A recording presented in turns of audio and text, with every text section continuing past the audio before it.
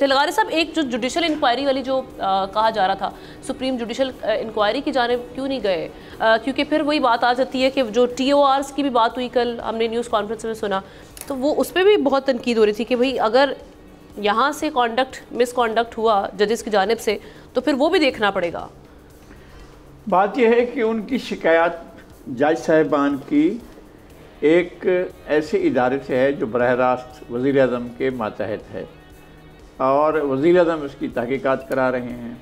انہوں نے خط لکھا ہے اپنے چیف جسٹس کو، تو کیا حکومت اگر کمیشن بنانا چاہتی ہے تو اس کے لیے تو چیف جسٹس کو ریکمینڈ کریں کہ جناب آپ خود کمیشن بنا لیں اور سپریم کورٹ کے کسی سرونگ جج کی سربراہی میں کمیشن بنا کر آپ اس معاملے کو دیکھیں۔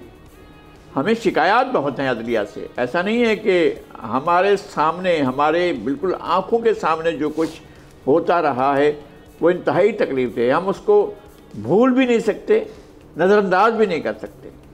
ہمارے سامنے 22 مارچ 1979 کو جسٹس شفیع محمدی خود لے کر گئے تھے ایک درخواست، اس وقت کی صوبائی شریعت کورٹ کے 3 جج صاحبان، justice Abdul Qadir Sheikh, justice doctor I Mahmood, justice Zafar Hussain Mirza جو ذوالفقار مرزا کے والد تھے، ان کے سامنے لے گئے تھے اور انہوں نے بھٹو صاحب کی پھانسی کے فیصلے کو چیلنج کیا تھا اور کورٹ نے سماعت کے لیے منظور بھی کر لیا تھا۔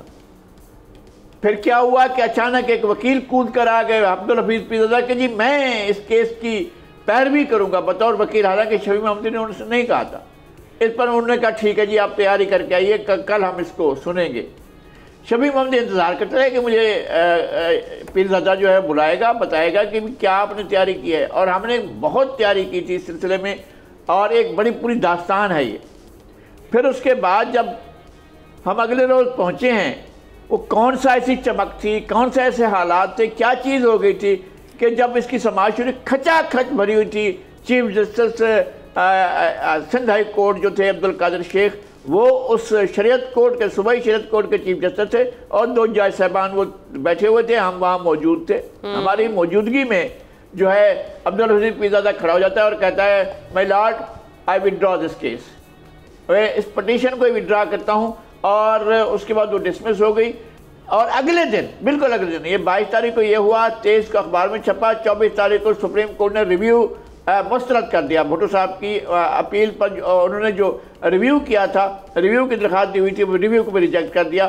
اب پھانسی کا جب اطلاع ملی کہ جی پھانسی ہونے والی ہے، تو پھر شفیع محمدی گئے اور ہم ساتھ تھے ان کے، اور گئے وہاں پر جا کر اپیل کی کہ جناب یہ معاملہ سنیں۔